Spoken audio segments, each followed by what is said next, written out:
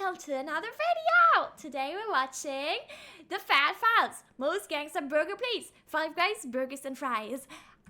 I like Five Guys, let's go! It's expensive though. I didn't know it was a gangster place though, so let's see. Let us see. Pretty sure this guy just dethroned Don Voltaggio as my favorite entrepreneur. Today we're talking about Five Guys burgers and fries. Okay, here's the deal. I was down in South Carolina. I'd never had Five Guys before. I got hungry. I was going to order some DoorDash. Five Guys was an option. Decided to get Five Guys. Heard it was delicious. I ordered 4 cheeseburgers and 4 servings of fries. Oh my god! Five Guys? My Five Guys experience? There's a Five Guys in Frankfurt. There isn't a lot of Five Guys in Germany. It's very, very rare. Like, I think there's maybe like 5 total or something. My Five Guys experience, it was pretty good. It's, you know, it is pretty expensive though compared to McDonald's, but it feels more American for some reason. I don't know. My tablet stop speed up. You can eat anything you want. Okay, fast forward 35 minutes. What gets delivered to this Airbnb I'm staying at is 2 brown paper sacks with no branding on them. And inside of sack number A is 4 delicious cheeseburgers wrapped in aluminum foil. No branding on that either. Okay, this is kind of fucking weird. Interesting. Big chain. No branding. All right, whatever. Go to bag number 2. I'm not exaggerating. This entire bag is full to the top with French fries. As far as I can tell, they didn't even stick any like holding containers for the French. It's just a bag of fucking French fries. It's like 5 pounds. It's like they made an entire bag of potatoes into French fries and stuck it in a sack. So like any sane person, I tried the French fries. They're delicious. Now is where I go from not a sane person. I immediately have alarm bells going off. They're up to something. There's no branding. There's way too many French fries for free. They're up to something. I need to figure out what it is. So next day I go to Five Guys for lunch in person. While eating inside the restaurant, I'm both impressed, but also more confused. They're giving out free peanuts. There's bags of potatoes everywhere. The kitchen is open. Yeah, the peanuts. I don't know. I wonder why. Maybe he's gonna explain it, but like, why peanuts? Out of everything, why is it free peanuts? Yeah, me too. I love fries as well. Also the toppings make Five Guys really interesting, I think. Like, they have mushrooms on burgers, like what the heck? And you can see them making the food unlike any other burger place I've ever been to in my entire life. So I go back home, I start doing some research, and what I find is not only a pretty incredible business model, but probably the coolest entrepreneur story that I've ever heard in my entire life. And we're gonna get into it right after a word from our sponsor. Who ate me? Wow. Why do you have John Wick's gun? The squirrels were messing with Mushu again, so this seemed appropriate. I mean, that does make sense.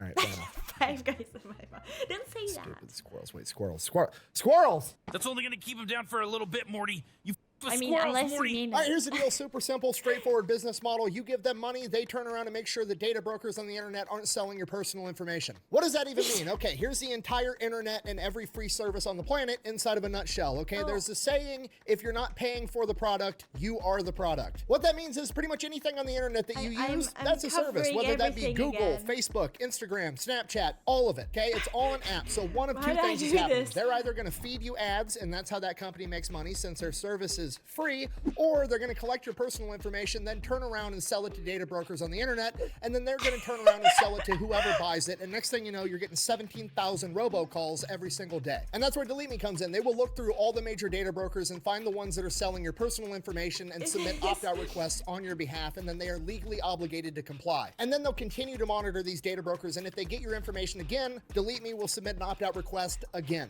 Basically, you're paying Delete Me to get rid of all the downsides of all of the free stuff on the internet, which I think is absolutely worth it. If you want to check them out, I'll have a link and a discount code down below. Let's get back to the video. All right, our story begins with the founder of Five Guys Burgers and Fries, Jerry Morrell, who I can only describe as like the most average dude on the planet. Grew up in Michigan, average life, average parents, average school performance, right down the middle, average with perfectly everything. One day he's in class, teacher winds up telling him, you need to pay attention or you're gonna wind up flipping burgers for the rest of your life. So he's like, okay, well, I mean, maybe. So then he starts thinking about it. He decides to go to the local burger place called Push 'em Up Tony's, and people are just packing this place all the time. The dude makes good burgers. Push 'em Up Tony is this, you know, dude. He's got his fucking pet cat in the kitchen that he's petting while he's flipping these burgers. Everybody jokingly called him fur burgers. I like that because it's very sweet, but I feel like that wouldn't be allowed anymore, right? Because, like, you know, health violations. What if you're allergic against cats? But I think it's pretty sweet. I think it's pretty sweet, though. But they kept eating there because the burgers were delicious. So as a kid, he's looking at this and he's like, I mean, flipping burgers for a living doesn't sound that bad. I mean, Push 'em Up Tony's always busy. He drives a nice car, gets to hang out with his pet cat all day. Maybe it's not that bad of a life. So this is kind of where the seed gets planted. Okay, fast forward, graduates high school, goes off to college. While he's in college, he's working in a fraternity house, cooking all the food for everybody. From here, he graduates college, moves back home to his hometown in Michigan, marries his high school sweetheart, has 3 kids, and starts selling Bruh, that's like he's actually the most, what the heck? What the heck? Marries his high school sweetheart?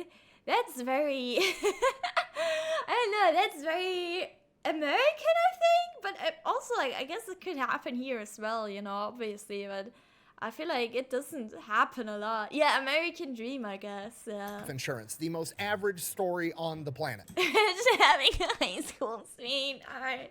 Yeah. If 3 kids is average, what does that make of MIB? Listen, I'm... What the fuck? Extremely average in every category. Remarkable, truly.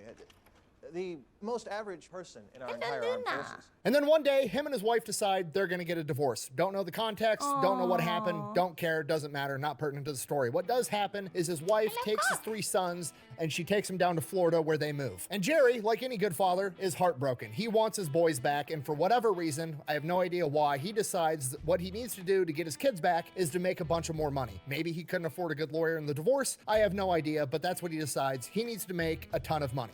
So he leaves his hometown, starts bouncing around from big city to big city, trying to figure out how he's going to make all this money, winds up in Texas, tries to start an oil business, blows up in his face. So that didn't work, but he's not taking no for an answer because he's got to get his boys back. Next big idea, bottled water.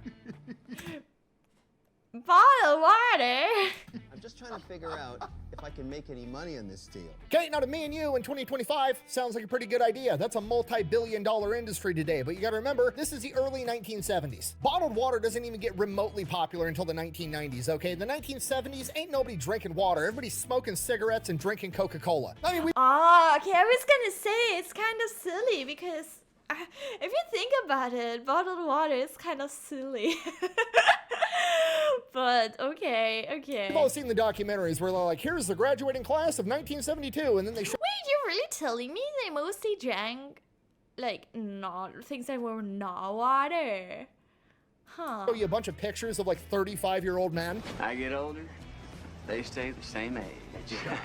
And it turns out they are, in fact, actually 18-year-olds. They just look like they're 30-year-old men because they have normal testosterone levels, because their balls aren't full of microplastics, and because they're not fucking drinking water and they're dehydrated. Sorry, I'm getting distracted. Just drink water. Anyways. Water sucks. Gatorade is better. Okay, fine, I'll drink water. I don't have Gatorade, sorry, I'll drink water. I think tap was the norm back then. But then it's kind of weird that people, you know, started drinking bottled water, I think. I mean, to be fair, though, some bottled water tastes better than tap water. But, I don't know. Jerry goes out with his literal multi-billion-dollar idea and starts looking for investors, starts talking to bankers. Absolutely everybody laughs at him at the notion that somebody would buy bottled water. Water? Yeah. You mean like in the toilet? So he abandons the idea, moves on to the next thing. Bruh, he could have, like, I mean, I guess he got rich anyway in the end, so it doesn't matter. But yeah, he was like the pioneer of bottled water. Moves on to the next big city, winds up in Washington, D.C. While he's there, he is, you know, he's from small town Michigan. He's not used to all this money, all this wealth. He's blown away by how many rich people live in this area. He's got an economics background, so he goes back to school, gets licensed to be a financial advisor, and starts doing that in Washington, D.C., and starts making a good amount of money. From here, he meets his wife, Janie. He's doing so financially well that whatever the context is, he winds up getting his boys back. They move back with him in Washington, D.C. DC, and then Janie gets pregnant and he has another boy. He now has 4 sons. From here, he goes right back to being the most average guy on the planet, living in the Washington, DC area, got 4 sons, got the wife, slinging financial products on the side, making a bunch of money, putting money away for his kid's college fund, just being average Joe to the max. As his 2 oldest sons are getting ready to finish up high school here in a couple of years, neither one of them has any interest in going off to college. Okay, kind of an alarming thing for a mother and father, especially in the 1980s. This is like the pinnacle era of you have to go to college. It is fiscally irresponsible for me to go to college. Are you huffing? God, no. Are you high? You're huffing grass? Then one day, Jerry and Jamie decide they're gonna take the boys out to the beach. They go out to the beach. It's coming up on lunchtime. They decide they're gonna look for a restaurant. There's restaurants all up and down this boardwalk, but one of these restaurants has a line of like 250 people just standing there waiting. It's this restaurant called Thrasher's, and the crazy part is they only sell French fries. Like that's it, just French fries. No. Bro, they look so good. Oh my goodness. I've seen a lot of the just French fry stores in like the Netherlands when I visited it. I think it's like, it's actually kind of common here. But yeah, incredible fries. Now I want some fries. Now I want some fries. Oh, hello, Sugoi-chan.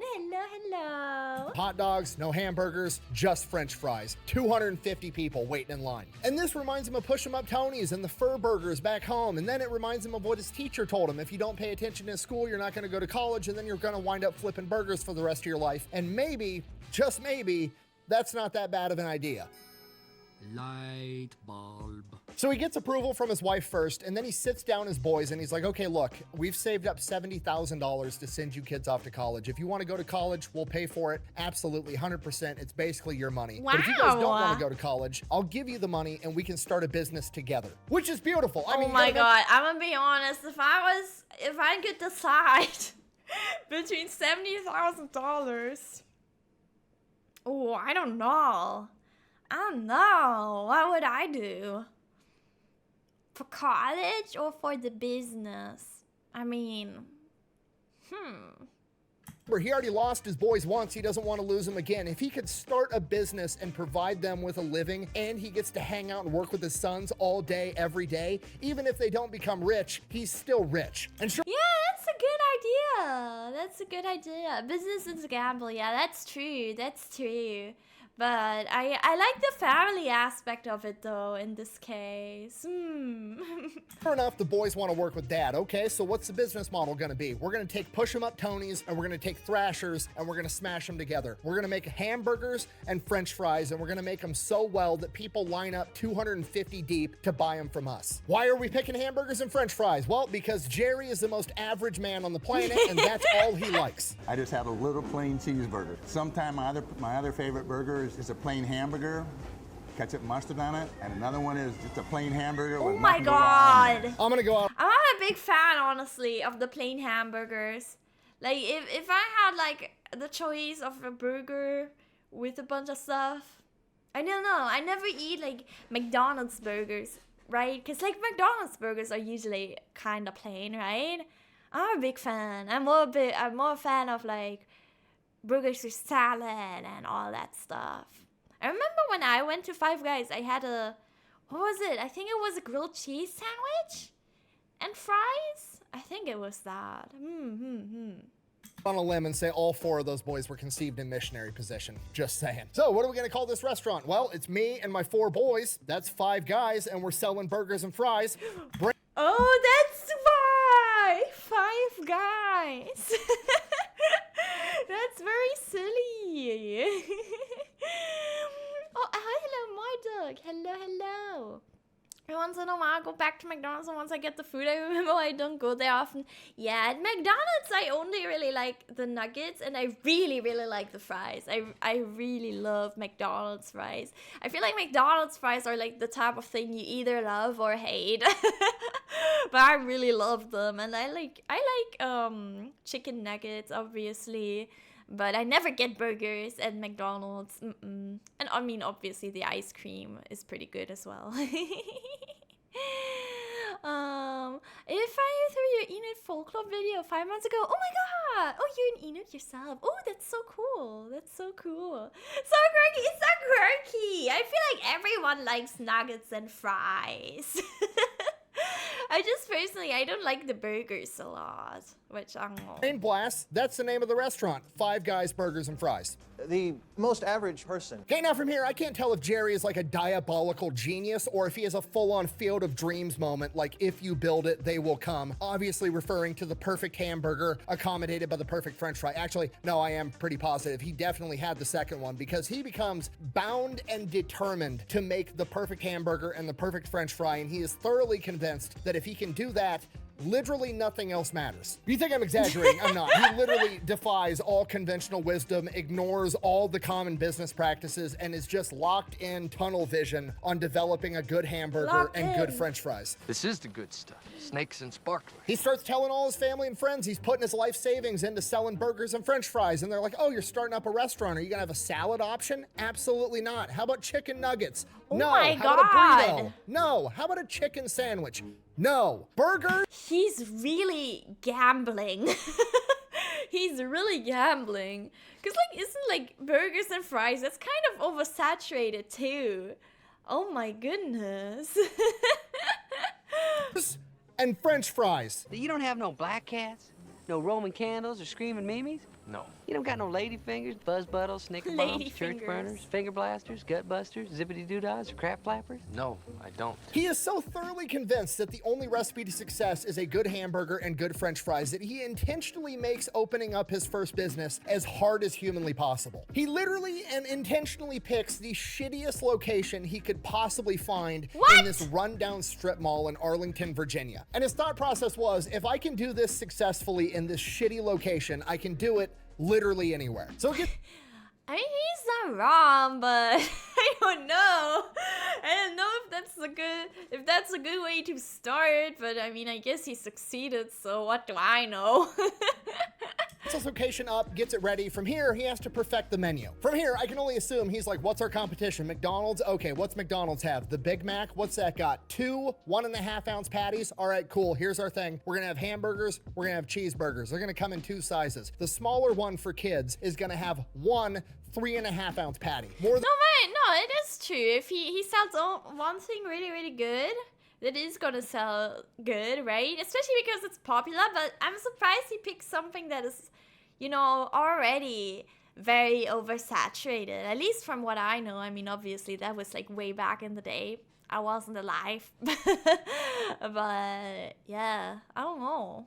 than a Big Mac. We're gonna call that one the little guy because fuck McDonald's. Our normal hamburgers and cheeseburgers are gonna have 2 3.5-ounce patties. And that meat is gonna be fresh, never frozen. And the bun that those hamburgers go in is gonna be fresh from a bakery, baked that morning. And I'm gonna have 17 different toppings that you can put on those hamburgers and cheeseburgers. And guess how much extra? See, but that's actually good, I think. Because, like, if their biggest competitor is McDonald's, and they're like making a higher quality product than McDonald's, and that's like their unique selling point, I think that's pretty good.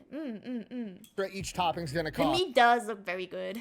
fucking nothing. And all that shit, the lettuce, the tomatoes, the onions, all that's gonna be fresh too. Okay, cool. What about the French fries? We're gonna buy fucking potatoes and we're gonna turn them into French fries. Okay, we're not gonna do what McDonald's does and have some factory spitting out frozen French fries into a bag and then transport them frozen across the country and then throw them into the fryer. No, we're gonna take potatoes. We're gonna I like the McDonald's fries. I know they're kind of, you know, they're slop, but I like them. I don't know.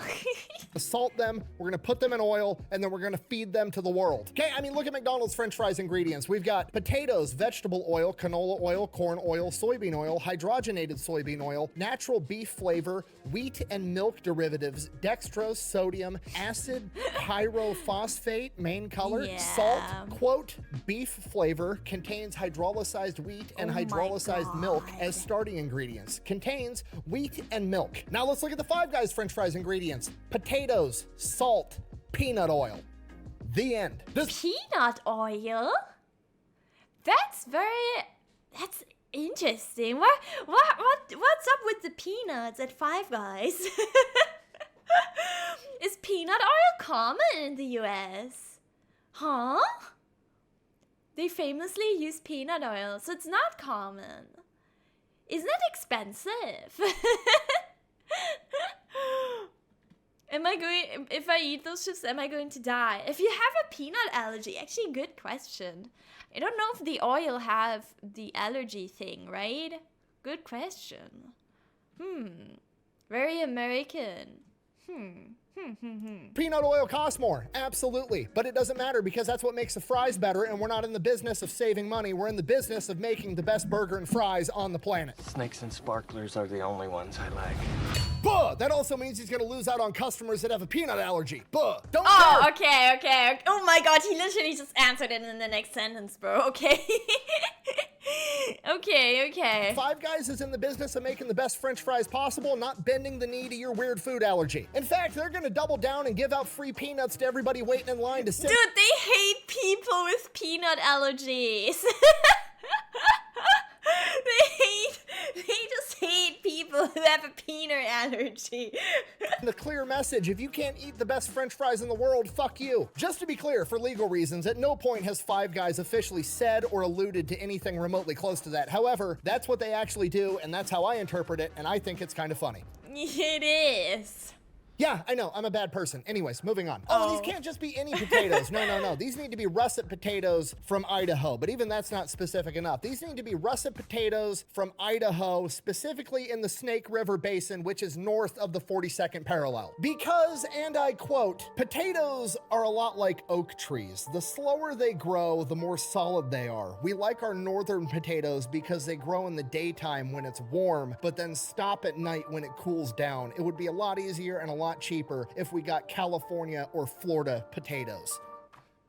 The dude is autistic about burgers and French fries, and I love it. Hey, if you're not picking up what I'm putting down, What the homie heck? has went. I didn't know potatoes are like that different. What the heck? What?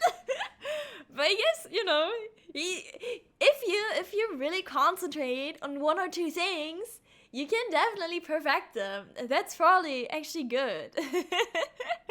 The one small step away from adding pure peanut extract spray that automatically sprays you in the face when you enter. That would be so funny. Ooh. Oh my god. Plankton getting the Krabby Patty secret recipe. He has developed the greatest hamburger and French fry of all time. That's it. That's the whole menu. I've got a hamburger, I've got a cheeseburger, I've got 17 different toppings. I'll put whatever you want on it. And wait, what does his cap says it's never a war crime the first time? Hello? Oh my god. I've got French fries. The end. Okay? Sounds stupid. Actually genius. What have we learned on this channel? Keep it simple, stupid. Pick one thing you want to do, be the absolute best at it. Best pound for pound money-making fast food place on the planet? Chick-fil-A. Guess what they sell? Chicken sandwiches. Yeah. The end. So the menu's set. The food is ready. 1986, he opens up Five Guys. Does he do a grand opening? No. Does he advertise at all? Absolutely not. God. He is convinced that if he can just get one customer to walk through that door and taste this delicious hamburger, he's going to tell all of his buddies, and then he's going to be successful. I'm sorry, but that's also kind of delusional. I mean, as I said, it worked. Clearly, it worked, but holy shit, you kind of have to be a certain type of delulu. But I guess it's similar for like VTubers and stuff. You have to be a certain type of delulu to make things work. So they open up at 11 in the morning. Guess who shows up? Absolutely nobody. Nobody knows they exist. They didn't advertise. They didn't have a grand opening. Nobody shows up. First 45 minutes, nobody shows up. Then one dude just saunters in, happening to find it randomly, eats the hamburger. By 12:30, they're fucking packed. Okay, he's done it. He's built the perfect cheeseburger. He's built the perfect French fry. And sure enough, people showed up despite him not advertising, despite him being in a horrible location. His plan is working. Five Guys Burgers and Fries is profitable from day one. Somewhere along the line, people start complaining that his restaurant takes a little bit longer in comparison to, you know, like McDonald's and other places. Jerry doesn't give a single shit, okay? Perfection takes time. Yeah, but I mean, come on. McDonald's is like, you know, their whole thing is being fast. If you want higher quality food, you gotta wait a little, okay? Cooking is art, and the shit What a I cook ramshackle. is the bomb, so don't be telling me. Shit you cook is shit. In response to this, Jerry hangs up a sign on the door that says, and I quote, "If you're in a hurry, there's a lot of really good burger places within a short walking distance from here."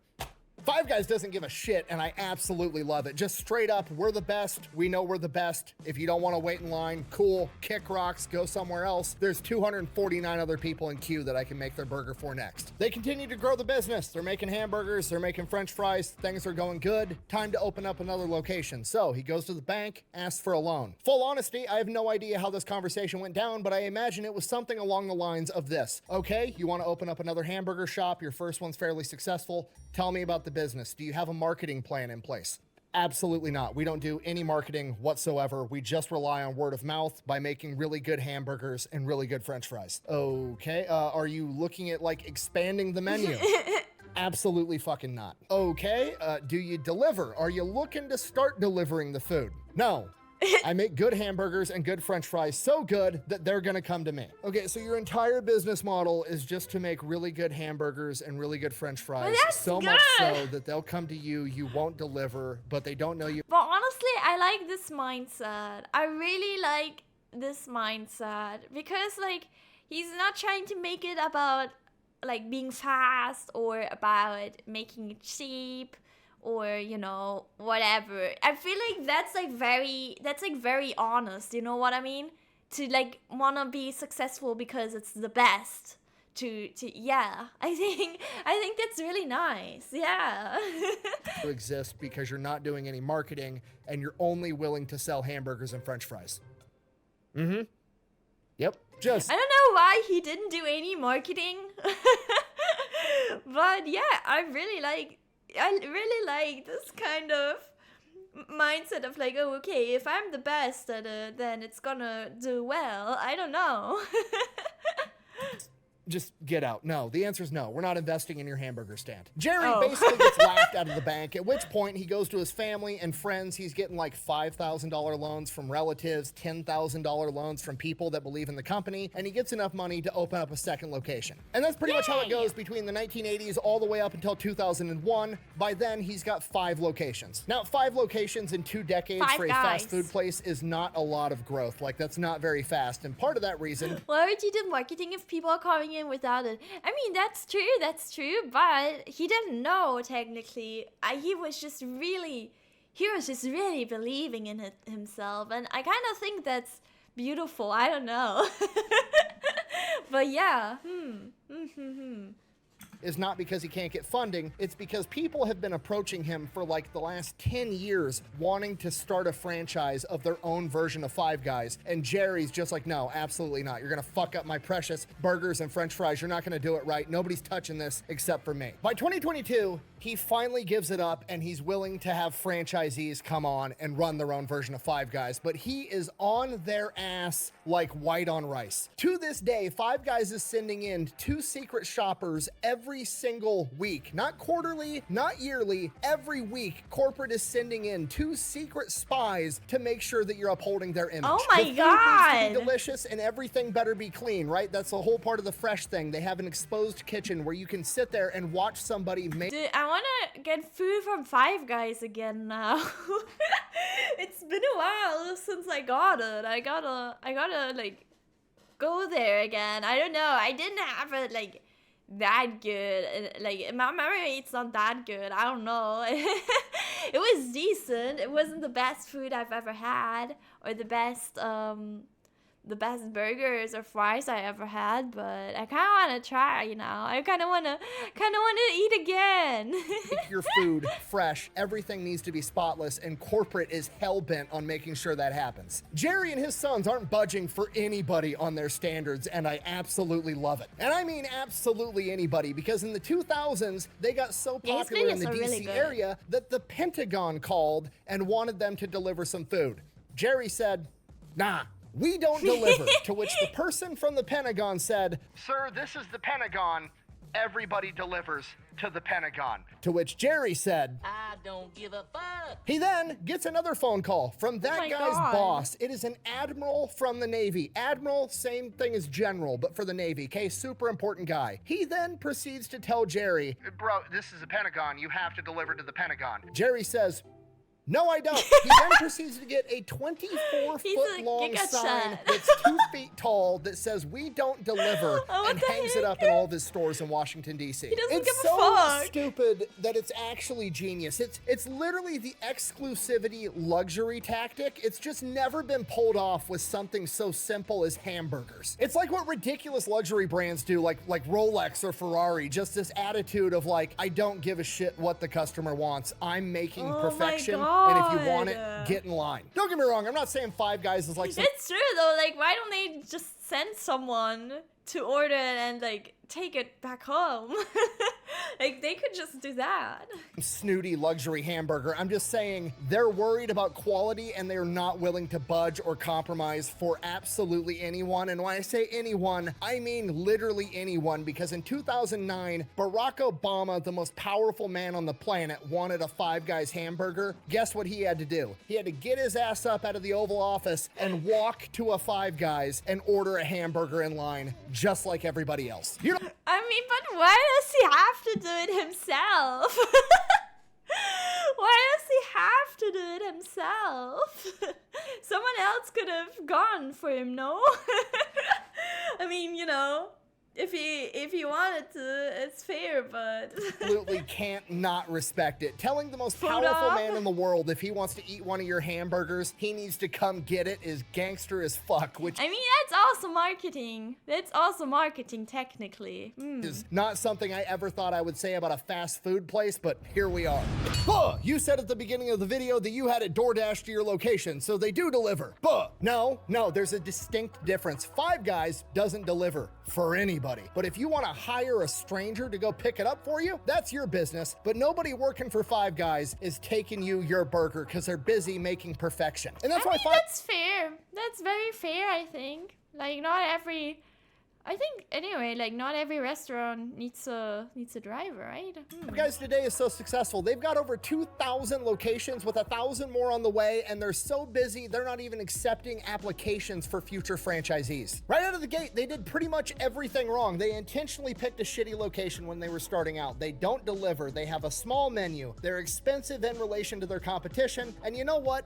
None of it matters, because Jerry and his sons have mastered the field of dreams fuck you business strategy. If you make the perfect product, the customer's gonna come. Nothing else matters, and if anybody tries to distract you or veer you off course, tell them to get bent. United States of America is based on fuck you. You're a king, you have an army, greatest navy in the history of the world. Fuck you, blow me. That's it. That's all I got. Five Guys is literally the most gangster burger place on the planet. Literally It's founded by cool. a guy who sat down and was like, I want to hang out with my sons all day, and built a multi-billion-dollar hamburger and french fry empire to do it. And if that's not the American dream, I have no idea what is. Thanks for watching. Best way to support the channel is go buy some merch over thefatelectrician.com. Quack bang out. Alright, that was a nice video. I need to build a company so I can work with my kids forever. Aww. Alright, everyone. Although we saw in Kids Nightmares, that could also go wrong, you know. But yeah. Thank you everyone for watching. If you enjoyed, please like and subscribe. Come over to Twitch to watch me live, hopefully without internet issues. And I'll see you in the next one. Oh, subscribe to The Fat Files. And yeah, bye YouTube. Bye bye.